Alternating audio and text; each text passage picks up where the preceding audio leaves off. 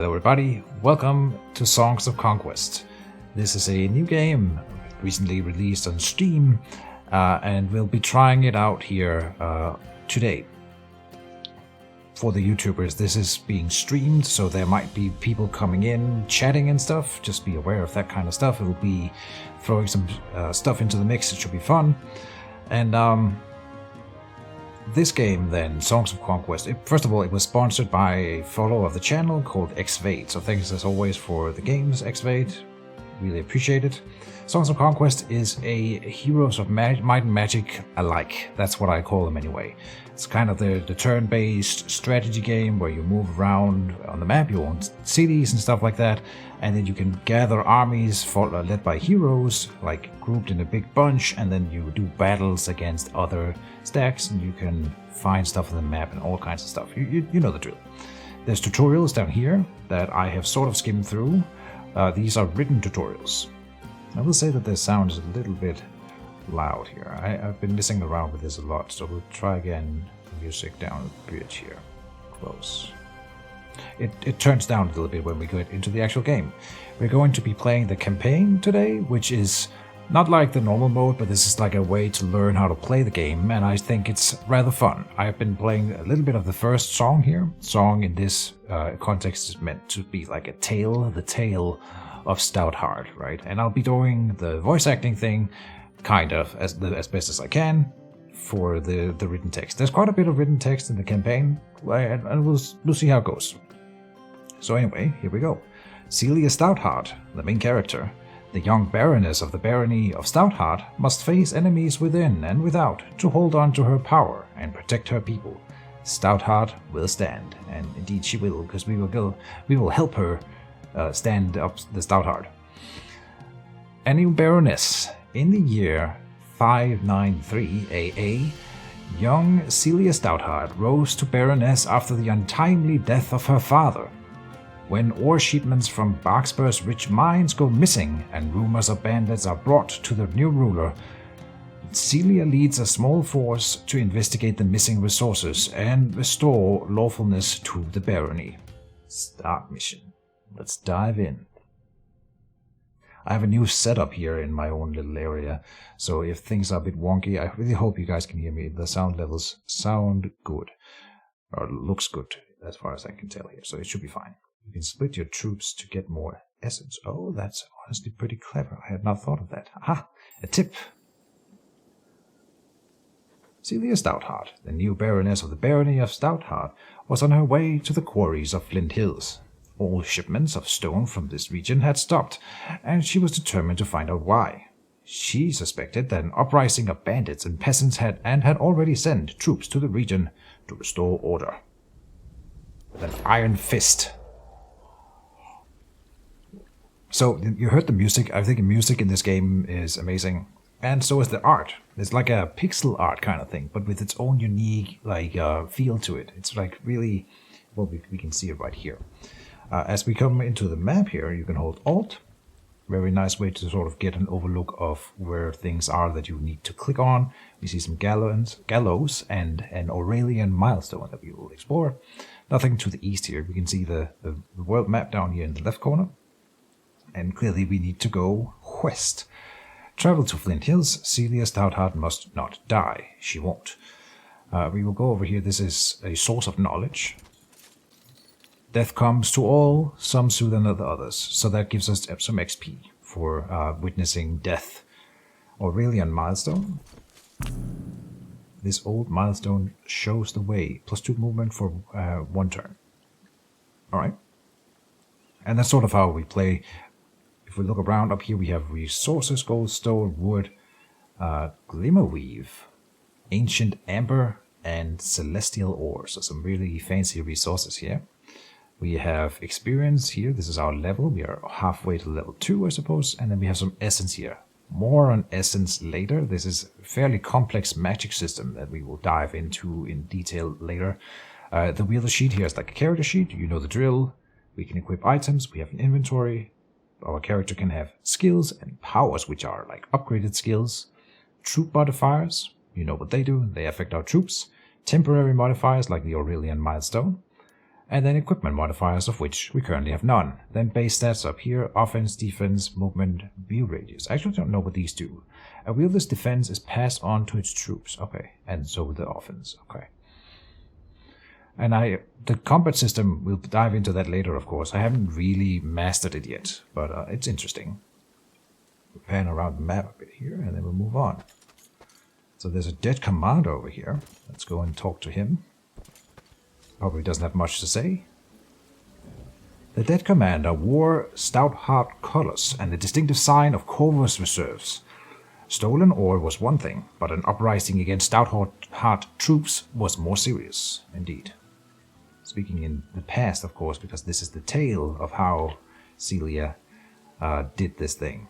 Out of movement, so we will need to end the turn. Here. I think we didn't visit the thing. Right, we didn't. So there's a dead commander. An old artifact is found on the body. It could prove useful in the time to come or sold for gold. So we will, of course, take this back dagger here instead of the gold, because we need some equipment. Good for stabbing and to cutting slices of bread, a strip of meat, or the throat of your opponent. Good. +1 offense. Sure. And that should be equipped automatically. It is indeed. Nice. On we go.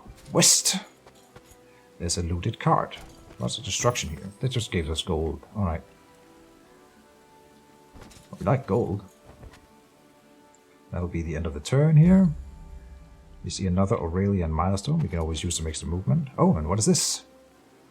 Some wounded soldiers appeared from the forest and snapped to attention. This was Cecilia's Corvus's reserves, and they had clearly seen combat recently. Hail, Baroness. The Corvus reserves await your command. Lieutenant, you've seen some combat. What is the situation and the status of the mines? Our scouts detected hostiles about, milady. The gold mine to the south has been seized by rebels. We have also encountered an unexpectedly well-armed force at Flint Hills to the west. We took heavy casualties and were forced to retreat. How well armed? These aren't peasants with tools and knives. They have crossbows and swords, and bannerless knights ride with them. Traitors! This is no peasant uprising. Someone thinks me weak and seeks to take advantage of my father's death to steal more than a few shipments of ore. We must uphold the laws and show them the error of their ways. Gather the troops. We march for Flint Hills. Except we're going to that gold mine first. Billy Bad Aim is here. Hello. Hope you're having a nice weekend. Welcome to the Songs of Conquest, which is the name of the game. So we get some free troops here. We can decide how to move them up here. Oh, we can split them even like that. We can make it mass move, like so. And say done. Now I split my troops, which is a good thing for reasons to be revealed later. So, if we hold Alt, we see now that there is some stuff down here, and we didn't get the Aurelian milestone yet, so let's click on that. We'll get the old camp here. Another 6 rangers joins us. Yeah, of course, we'll grab them. Cool, cool, cool. Just recently purchased the last few pieces I needed to get everything for Mage Wars. Oh, really? Good for you, man. So you have like a complete collection. Except for the newest set, of course, will come out soon. Soon, trademark. So we're gonna skip this waterfall, because we'll need it later. It's a surprise too, but we'll need later. And then move on here. And we come over here, and here we see that enemy units on the map have like this little guard radius around them. We kind of know that again from Heroes of Might and Magic. I'm assuming that most people know what that is. You could say Age of Wonders or, well, what else? There's many games. Now I can't think of more than 2 for some reason. Stand down. This mine belongs to the Barony of Stoutheart. It belongs to me. We will do no such thing. You will be wise to go back to your castle and prepare for a storm. There's one coming, I gather. The only storm gathering here is me. Prepare yourselves. What banter. So, when we go into battle, this is kind of like in a pre-battle screen. Let me see here. I'm supposed to be playing at Sot's place on a regular basis. Oh, really? Oh, you lucky bastard. I'll be getting some good practice, and figured I'd need the cards to make some good books, for sure. And you know, printing your own Mage Wars cards, it's allowed in case you needed it. But good for you that you spent some money on it and supported the game. So here, when we start a battle, you can only move your troops around to certain predetermined locations, like here, these blue spots. High ground means that we can shoot further and I think also do a bit more damage. And so if you're same with your melee units, if they are up on a hill, they will also do more damage. Here I'm kind of regretting spreading up my rangers because now these two are not on the high ground. But that's just what it is. And we can't see the enemy units yet, but we can see up here that they are rebel militia. This is an easy fight, threat level 0. Oh, no, this is the threat level easy, I see. And then they have many militia, 11 to 25-ish. So, we get quick battle, or we can withdraw at no cost. If you withdraw, you take 0 losses, but of course we want to battle them and do it manually to show off the combat system. So, in we go, battle. In the battle then, it looks a lot, again, I'm gonna say it again, like Heroes of Might and Magic. Here you have all of your units, no matter how many of a type of unit that you have, you can stack them into one tile. So this is 10 footmen, and then we have 14 rangers up here, 2 over there. And then there's 10 militia, 5 militia, and 10 here. There's an initiative track down below where you can see the order in which the different units will move, and then a round marker here that says, well, next round you can see the initiative for that round. Units, they can move and attack, but not always both. Like here we didn't have the range, so... Or we can attack that barrier there. Then they killed my rangers over there, so far so bad. And then we are going to shoot at them. Now ranged units, they have 2 ranges. First of all, we can shoot anywhere on the map, there's no like line of sight in this game. But then within a certain radius, and I believe that's the orange one here, within that range we do double damage. It's called the deadly range for your ranged units. And indeed, if I hover over here, it says deadly range plus 100% damage, right? So we have more offense than they have defense, so we do 4% more damage as well. If we click here, we can see we have ranged offense 17, and he has defense 13. So 4 difference, meaning 4% extra damage. Aha! Makes sense. And we one-shot that guy. Now here's another note. If you see this little red area around a unit, this is the zone of control, also a common term used in games, used for attacks of opportunity. So if I'm trying to move like all the way over here, my guy will stop and say, hey, if I want to move further, I would have been attacked by this guy, and we can move. It's the same thing would happen if I move away. So we don't want to take an attack of opportunity, so we will just punch here, finish them off. And oh yeah, and here's another little rule. Crossbows, they take a turn to reload. So you see now this guy didn't shoot when he took his turn because he's reloading his crossbow. Too bad for them. We're gonna move so that we are within the deadly range of our attack. Shoot them in the face and then punch them here. And we get a little slow-mo kill. Easy first battle. And I completely neglected to talk about the spell system here, but more opportunities for that later, of course. So now Celia has leveled up. Cecilia even. And when you level up, you get to choose a new skill or upgrade. Right, you can improve a skill, get a new skill, or upgrade the command for your army. All of which are viable options. I actually think I didn't go with this the last time I played, but upgrading the command I think is worth more than one might think. So we're going to do that. Confirm it. And then I want to... Maybe not yet. We should split up some of these groups, but not yet. They're too small. We'll capture the gold mine so we get a steady income of gold. And then we'll grab the pile of gold over there. Good. Anything else here? No. Now we'll go and grab the waterfall.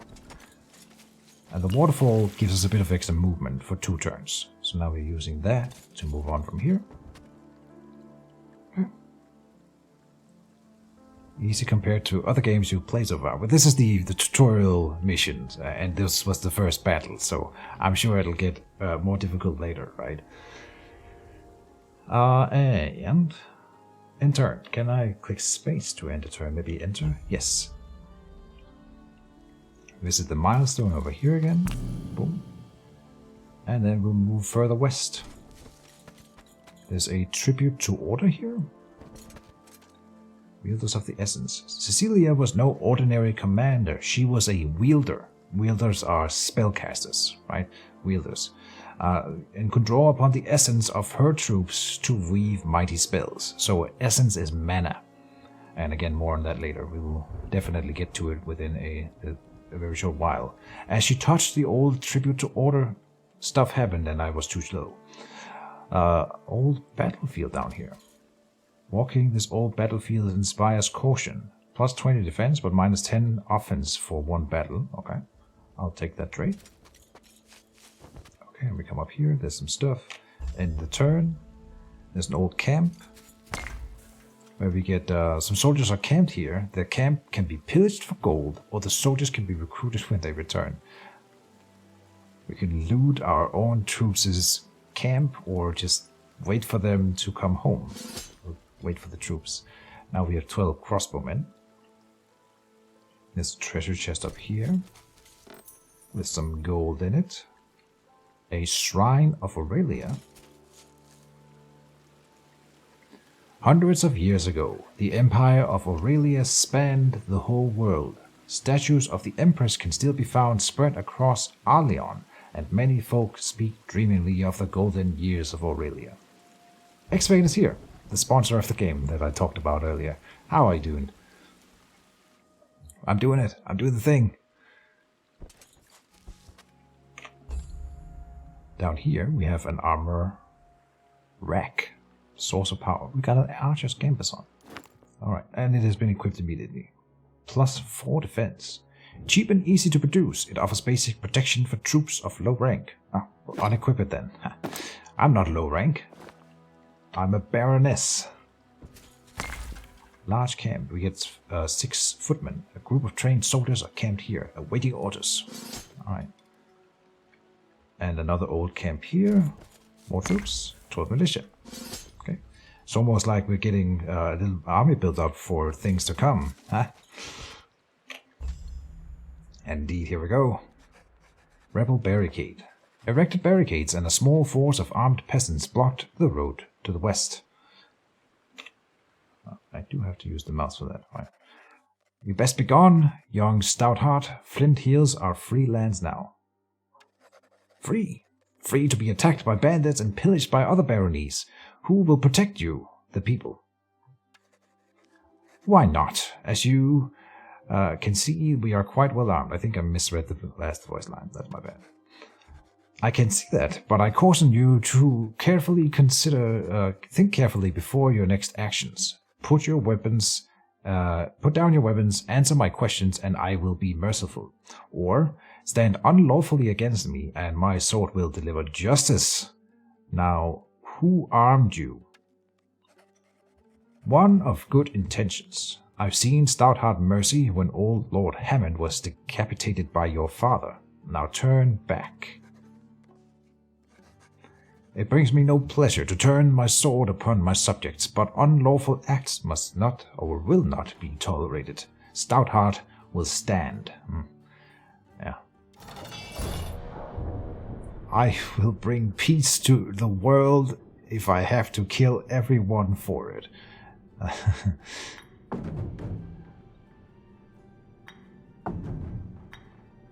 Maybe we take the super higher ground there. That's probably better, yeah. Okay. Manual battle. Are we ready? Yeah. See how it goes. So they have a lot of militia. We just been rushing forward, I think. Now we can talk a bit about the spell system. So whenever you get the turn with any unit, the different units have essences attached to them. So this guy has Order 2, and the militia and the archer, the rangers, each have Order 1. footmen have more order. Whenever they get their turns, we get that amount of order added to our essence pool. And we can use those essences, mana, whatever you want to call them, to cast spells.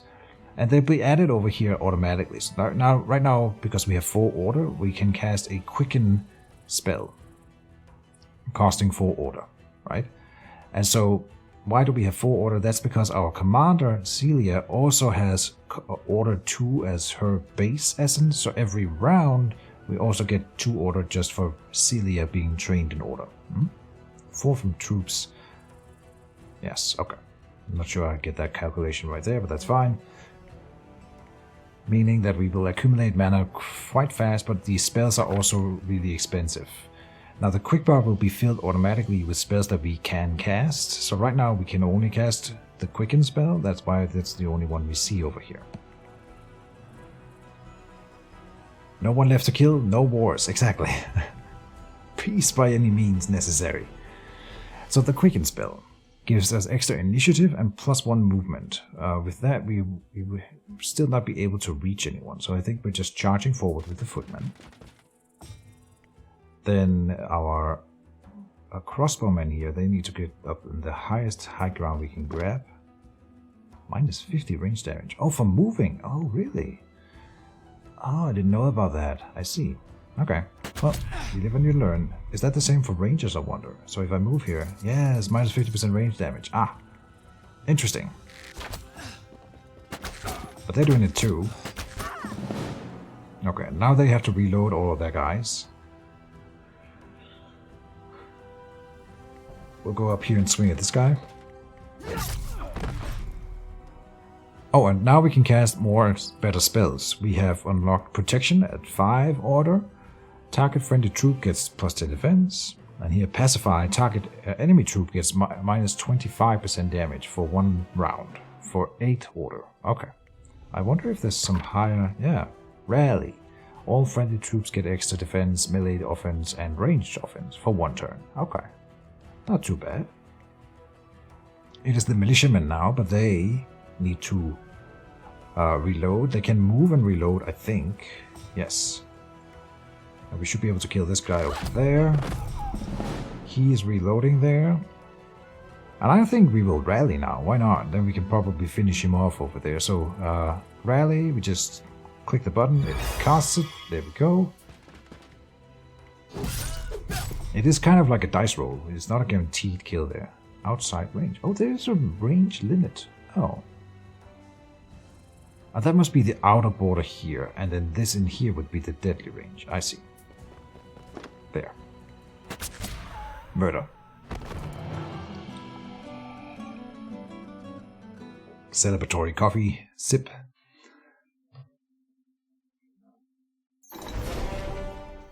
So we lose 2 rangers and 1 crossbowman.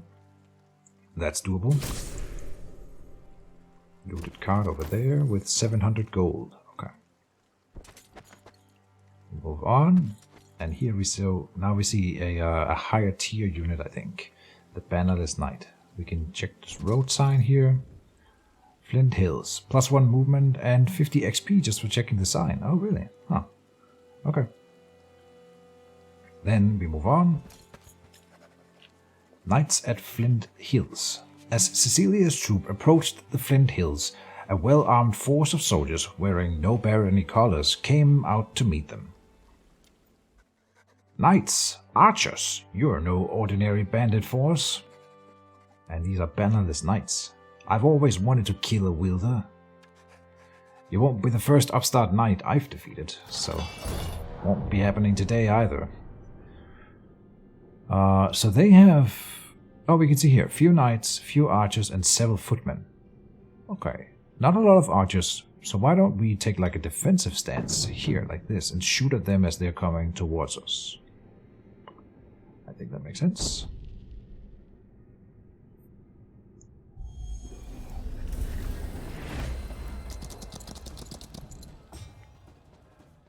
Knights. They have order and chaos as essences. Interesting. Shielded. 50% range resistance. Receives for each step 10 melee offense. Charger. Ah, cool. And they are proper archers, not rangers. Okay. Uh-huh. We are outside their range, though, and so we cannot be hit by them unless they move first. That's fine. Then they do less damage, right? So... Oh, look at this. The knight can move and attack my footman on that hill there, but if I retreat a tile, now I don't think he will be able to move and attack. Ah.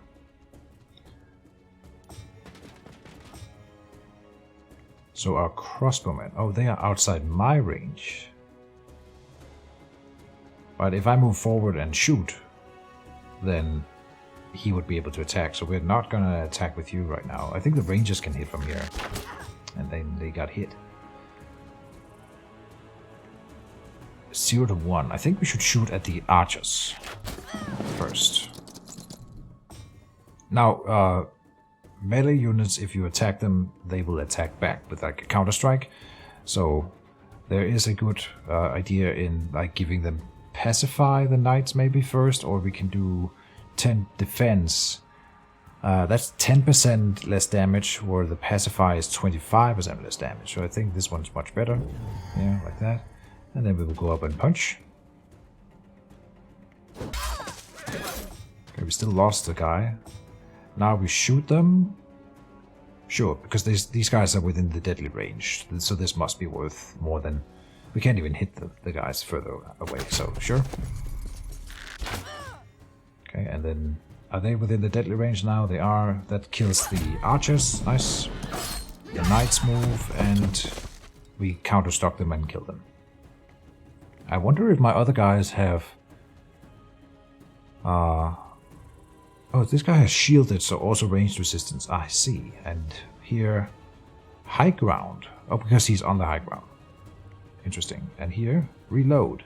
2 can perform 1 ranged attack, then needs a reload to reload for a turn. Aha.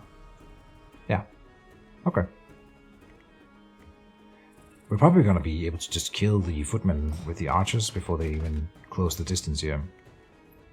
Except my crossbowmen, of course, are reloading. So the... Oh, and if I move back here, then they can't reach me? Yes. Or no. There. Shoot them down! Nice.